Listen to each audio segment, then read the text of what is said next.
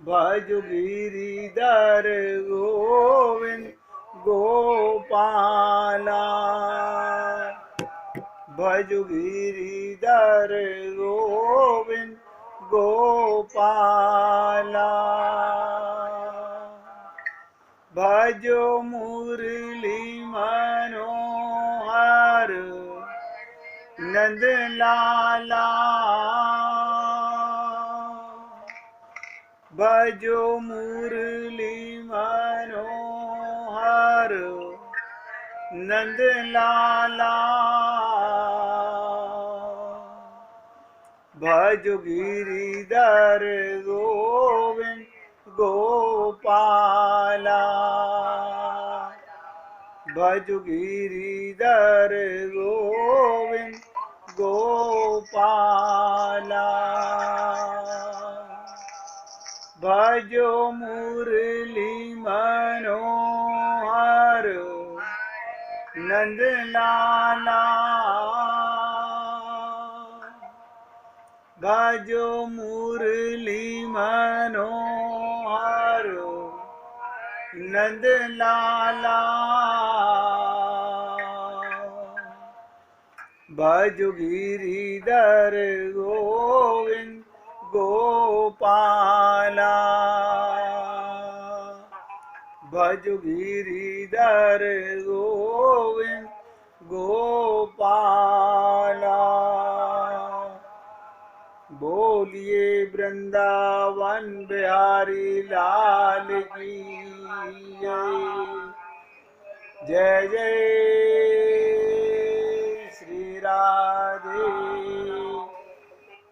जय जय श्री राधे। सभी भक्तों से निवेदन, सत्संग का प्रत्येक शब्द हृदयंगम करने के लिए अपने चित्त को जितना एकाग्र करके सुनोगे लाभ मिलेगा। रोज निवेदन करता हूँ, ये गोपी प्रेम सुनना, जानना, समझना आसान नहीं है, क्योंकि जितना हम सुनते हैं उतना अंदर नहीं जाता, जितना अंदर जाता है उतना हम समझ नहीं पाते, जितना समझ पाते हैं उतना हम पकड़ नहीं पाते। गोपी प्रेम की चर्चा करते हुए हम यहाँ तक पहुँच गए कि चीर हरण से भगवान ने उनको निमंत्रण दिया, और जब शरद पूर्णिमा की रात्रि को भगवान ने बांसुरी वादन किया, सबके चित्त को चुराया, तो ये भी चर्चा हुई कि चित्त किसका चुराया गया? जिसका हृदय साफ था, जिसका हृदय संसार से, माया से, ममता मोह आसक्ति से भरा हुआ है, वो कभी अपने को शुद्ध ना समझे। इसके बावजूद भी जब गोपियां सर्वस्व त्याग के भगवान के पास अर्धरात्रि में पहुंची, अर्धरात्रि का मतलब भगवान के प्रेम के लिए जीवन में कोई रुकावट नहीं होती। अगर भगवत प्रेम पाना है तो वही वन था जहाँ दिन में जाना भारी होता है, वही वन है, वही प्रेम की पुकार है। और ये गोपियाँ स्त्री भाव से नहीं, आत्म भाव से, प्रेम भाव से भगवान के पास पहुंच गई। इसके बावजूद मैंने आपको बताया कि भगवान ने कई प्रकार की उनकी परीक्षा ली। अभी भी परीक्षा खत्म नहीं हुई है।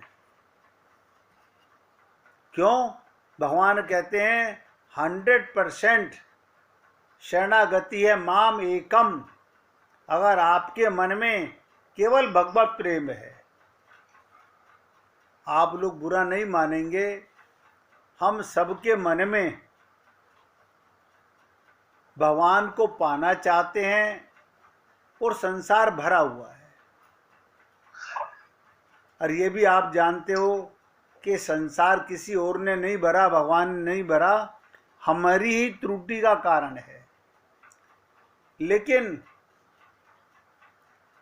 अब हमसे निकालना नहीं चाहते। निकालने का भी सरल उपाय आपको बताया गया कि भगवान का सब संसार मानो। और भगवान का मानो क्यों, ये नहीं कि मेरे कहने से मानो। भगवान स्वयं कहते हैं वासुदेव सर्वम, सारा संसार मैं बना हुआ हूं। मैंने आपको ये भी निवेदन किया, संसार की एक भी वस्तु ऐसी नहीं, एक भी वस्तु ऐसी नहीं जो भगवान नहीं बने। तो आप ये कंपैरिजन मत कीजिए, ये अच्छा है ये बुरा है, ये तो भगवान में भेद बुद्धि कर रहे हो आप। एक तरफ तो गाते हो सिया राम मैं सब जग जानी, सोचो, और दूसरी तरफ ये अच्छा है ये बुरा है, ये अपना है ये पराया है। यानी भगवान में ही भेद कर रहे हो, कौन अच्छा है कौन पराया है। और आप लोग सुनते तो रोज ही हो, मुझे नहीं पता, ये आपका हृदय जानता होगा, आप कितना स्वीकार करते हो, कितना समझने का प्रयत्न करते हो। ये भाई जी अपना म्यूट कर लो, प्रताप गोयल जी, मैडम जी आप भी अपना म्यूट कर लो। दो के स्पीकर खुला हुआ है, तृप्ता गोयल जी का और उमा भाई ने तो बंद कर लिया है। तृप्ता गोयल जी आप भी बंद कर लीजिए। अब एक एक शब्द पे ध्यान दीजिएगा। हमारा अंतःकरण शुद्ध नहीं है, और मैंने कहा उसको शुद्ध करने का सबसे सरल उपाय, सब कुछ भगवान का है। आप कहाँ रहते हो, भगवान के घर में, भगवान के शहर में, भगवान के मकान में, भगवान के परिवार में, और भगवान के शरीर में। बताइए, अब बताइए क्या निकालोगे अपने अंदर से। एक चीज निकालनी है, अपनेपन का भाव निकालना है। अब सब भगवान के हो गए। बताइए कितना सरल उपाय है। अंदर से आप नहीं निकाल सकते। माता को कैसे निकालें, पिताजी को कैसे निकालें, पति को कैसे निकालें, पत्नी को कैसे निकालें। अरे ये सोचो ना ज्ञान से, ये सब कौन बन के आए हैं आपके पास में, अंशा रूप से परमात्मा ही आते हैं। परमात्मा का मान लो तो निकालने की आवश्यकता नहीं। लेकिन मुश्किल क्या है कि संत महात्मा, वेद शास्त्र, भागवत, रामायण, पुराण जो कहते हैं कि सब में भगवान को देखना, अब हमारे लिए ये मुश्किल हो जाता है, क्योंकि हमने भेद कर रखा है, ये अपना है और ये पराया है। अब इस अज्ञानता को भी नहीं मिटाना चाहते। आपका अगर किसी के प्रति दुर्भावना मन में है तो ये मानो मेरी भगवान के प्रति दुर्भावना है। किसी से प्रेम है तो समझो मेरा भगवान से प्रेम है। कम से कम भगवान तो मान लो। कंस ने भगवान को भय से पा लिया, शिशुपाल ने भगवान को गालियां दे करके पाल लिया। तो मैं तो कह रहा हूं अगर नफरत भी करनी है तो भगवान से कर लो, लेकिन मानना पड़ेगा। आज मानो, इस जन्म में मानो, अनंत जन्मों के बाद मानो। और मैं आपसे पूछता हूं तो आप लोग पूछते नहीं हो। या तो यह कि आप मेरी बात से पूरी तरह सहमत हो जाते हो, आप समझ जाते हो, और अगर नहीं समझते हो, अब फिर भी नहीं पूछते हो, तो ये आप अपने साथ पाप कर रहे हो। अगर आप नहीं समझ पा रहे हो और आप नहीं पूछते हो तो ये आप अपने आप को धोखा दे रहे हो। मैंने तो सरल से सरल उपाय बता दिया, किसी को हृदय से नहीं निकालना। आपने बस इतना ही किया हुआ, ये मेरे अंदर है, ये मेरे बाहर हैं। सब भगवान का अंदर भी और बाहर भी।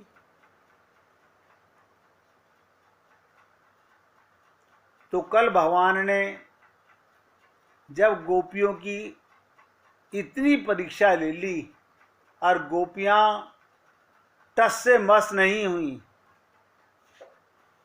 इसके बावजूद भी भगवान ने उन गोपियों से उनकी परीक्षा लेने के लिए फिर एक प्रश्न उनके सामने रखा। ये सब श्रीमद् भागवत महापुराण के अंदर श्लोकों में भरा हुआ है। भगवान श्री कृष्ण गोपियों से कहते हैं, अच्छा मुझ में कुछ महत्व समझकर आई हो तो मेरे अंदर कोई इंपॉर्टेंस समझोगी तभी तो मेरे से पास आई हो।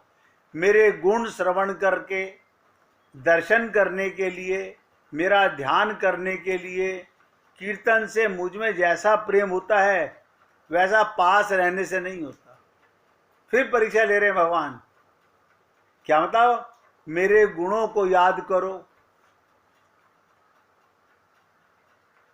आंखें बंद करके मेरा दर्शन का ध्यान करो, मेरे भजन कीर्तन में अपना मन लगाओ। यानी प्रेम होता है, ऐसा पास रहने से नहीं होता। भगवान ये भी परीक्षा ले रहे हैं कि देखें तो सही, इसलिए तुम अपने घरों को फिर लौट जाओ।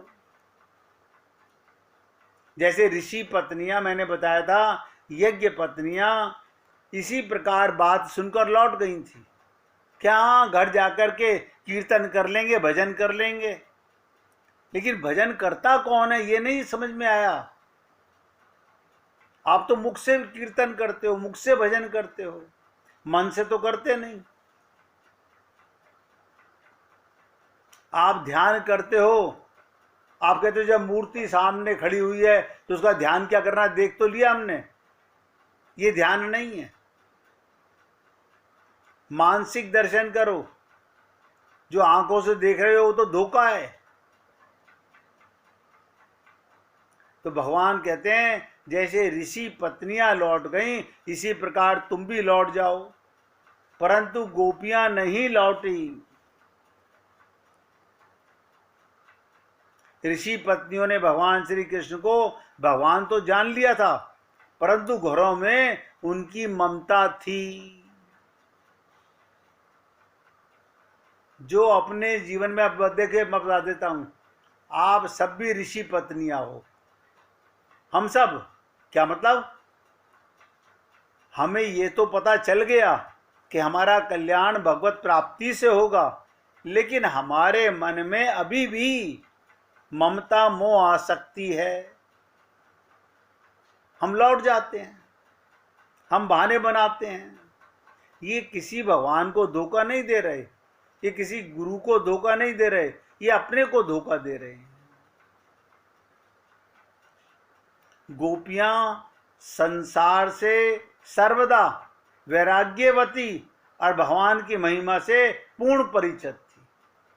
उनकी विशेषता देखो, संसार से वैराग्यवती थी। 36 का आंकड़ा था, कमाल है। परिवार में रहती हैं, हाँ, लेकिन व्यवहार में रहते हैं। और भगवान की महिमा से पूर्ण परिचित थी, 63 का आंकड़ा था। कहीं भी रहें, भगवान की महिमा से पूर्ण परिचित थी। गोपियां इस बात को जानती थी कि भगवान समस्त जगत के आत्मा हैं। ध्यान से सुनो, उनको यह भी पता था, गोपियां अनजान मत समझना, जो आप और हम लोग नहीं समझते। गोपियां जानती थी हमारे पतियों के, हमारे पुत्रों के, सबके एकमात्र आत्मा परमात्मा ही हैं, ये जानती थी।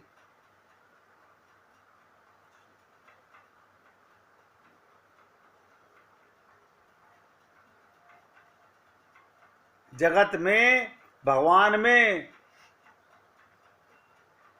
कोई अंतर नहीं जानती थी, पूरा ज्ञान था। बड़े बड़े ऋषि मुनि, तपस्वी भी संसार के बंधनों को तोड़कर, सबसे उपराम होकर जिस सच्चिदानंद प्रभु की प्राप्ति चाहते हैं, वही साक्षात्कार। देखो, जितने भी ऋषि, जितने भी मुनि, जितने भी तपस्वी, जितने भी योगी, संसार के सारे, किसी जाति, किसी धर्म के, किसी मजहब के, किसी संप्रदाय के हों, ये सारे बंधनों को तोड़कर, आप और हम बंधन नहीं तोड़ पाते। हम तो ये भी नहीं समझ पाते कि ये संसार, मेरा परिवार भगवान बना हुआ है, हम नहीं समझ पाते। बंधनों को तोड़कर, सबसे उपराम होकर,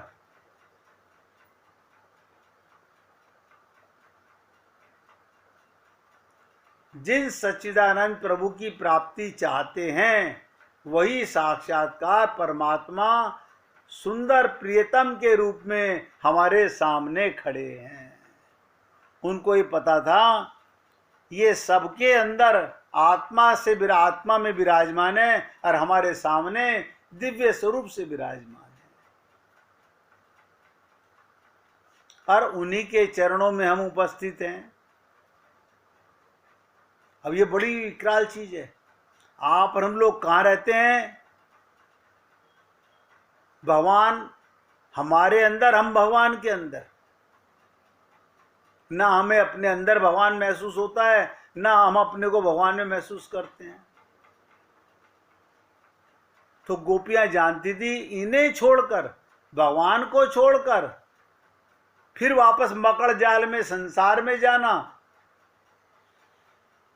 मूर्खता नहीं तो क्या है।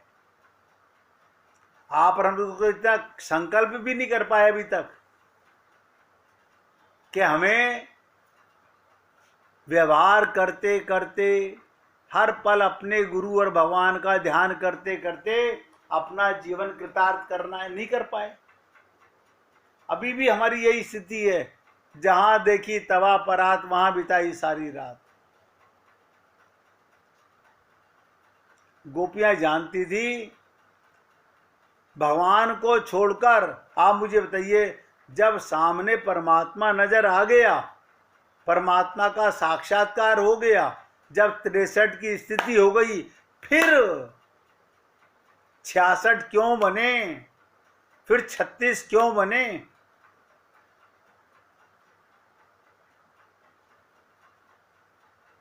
अब जब अंतिम सीमा हो गई, परीक्षा लेते लेते भगवान भी सोचने लगे, तो प्रेममयी गोपियां आंखों में आंसू भरकर प्रणय को के कारण गदगद होके अपने मुख से क्या बोली? तुमने बहुत पूछ लिया ना, हमने अपना हृदय खोल के तुम्हारे सामने रख दिया। तुम्हें छोड़ के जाने का मतलब है अपने आप से दूर जाना, जो कि आप और हम लोग खूब जाते हैं। आत्मज्ञान को भूल जाते हैं, यही अपने आप से दूर जाना है, यही भगवान से दूर जाना है। अब तक तो आप लोगों ने सुना कि भगवान परीक्षा ले रहे थे, लेकिन अब गोपियां, अब भगवान शांत होंगे और गोपियां बोलेंगी। पूरी ताकत लगा के सुनिएगा और आप अपने अंदर झांक के देखिएगा कि जैसा ये गोपियां कह रही हैं, ऐसा कभी आज तक हमारे मन में भाव पैदा हुआ क्या? सबसे पहले कहा, हे सर्वव्यापक। बताइए, आपको और हमको ये ज्ञान है? सुनते तो रोज हैं, हरि व्यापक सर्वत्र समाना। हमें पता है मेरे पति में भी तुम हो, मेरे बच्चों में भी तुम हो, गैया में भी तुम हो, बछड़े में भी तुम हो, मेरे घर में भी तुम हो। लेकिन वहां तो अंश रूप से हो, यहां तो साक्षात मेरे सामने हो। आप बताइए, जब मंदिर में मूर्ति में कब तक ध्यान करोगे? जिस दिन तुमको परमात्मा साक्षात्कार नजर आने लगेगा, फिर मूर्ति का ध्यान कौन करेगा? कोई नहीं करेगा। तो एक गोपियां कहती हैं, हे सर्वव्यापक, आपको ऐसे कठोर शब्द नहीं कहने चाहिए हमको। आपको हमें ऐसे कठोर शब्द नहीं कहने चाहिए। हम अन्य समस्त विषयों को छोड़कर, जो कि आज तक आप और हम लोग नहीं छोड़ सके हैं, हम आ सकते हैं संसार में। हमारे लिए संसार का प्रत्येक कार्य पहले है, भगवत प्राप्ति सेकेंडरी है। मैं कह रहा हूं भगवत प्राप्ति को ध्यान में रख के संसार के सब काम कीजिए। तो गोपियां कहती हैं, हे केशव, हम अन्य समस्त विषयों को छोड़कर एकमात्र आपके चरण कमलों के अनुरक्त हैं। अतः जिस प्रकार आदि पुरुष नारायण मुमुक्षुओं को अपनाते हैं, आप भी हम लोगों को इसी प्रकार अपनाइए। कभी त्यागिए मत। अब बहुत परीक्षा ले ली हमारी, ये रुदन करती हुई गोपियां बोल रही हैं भगवान से, हे कृष्ण, आप स्वयं धर्म को जानते हो। धर्म माने ये पंडितों को बुला के कथा भागवत कराना धर्म नहीं है, ये दान करना धर्म नहीं है। धर्म माने प्रत्येक कर्म भगवान के निमित्त करना, निमित्त ये धर्म है, जिसे कर्म योग और धर्म योग एक ही चीज है।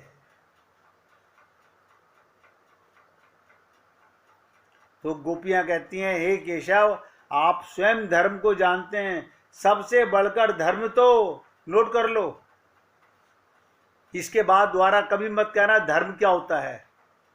गोपियां बता रही हैं, सबसे बड़ा कर धर्म आपके चरणों का आश्रय है।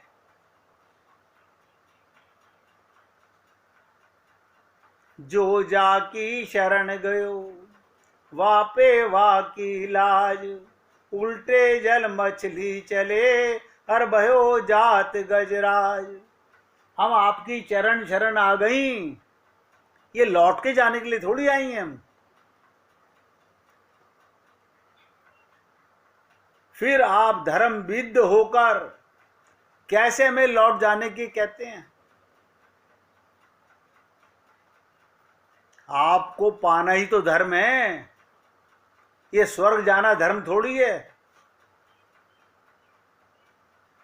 धर्म के नाम पर अपने आप को धोखा देना धर्म नहीं है। देखिए गोपियां कितनी विचित्र बात कह रही हैं। एक एक शब्द पे ध्यान दीजिएगा। एक गोपी बूढ़ी शरीर से, आत्मा से नहीं, आत्मा से सब 16 वर्ष की हैं। जितनी उम्र भगवान की उतनी उम्र आपकी। कई बार बता चुका हूं आपको। एक गोपी कन्हैया से पूछती है, लाला एक बात तो बता। बताओ नहीं, आदर सत्कार नहीं, प्रेम के अंदर कोई आदर सत्कार नहीं होता।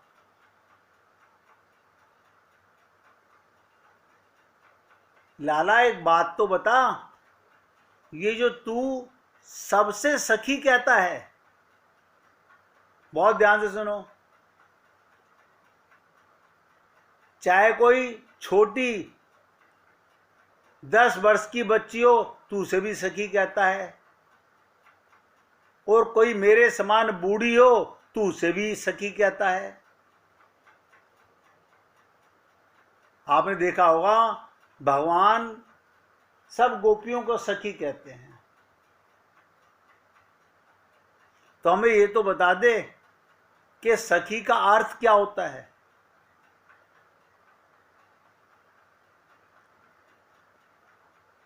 आप भी सब सुन लीजिएगा। अब भगवान फंस गए कि आज तो गोपियों ने अब तक तो मैं प्रश्न कर रहा था, मैं इनको वापस भेज रहा था, अब तो गोपियों ने मुझे बांधना चालू किया है। और ऐसा प्रश्न किया कि तू 10 वर्ष की बच्ची हो, 90 वर्ष की बुढ़िया हो, तू सबको सखी कहता है। हमें ये राज बता दे।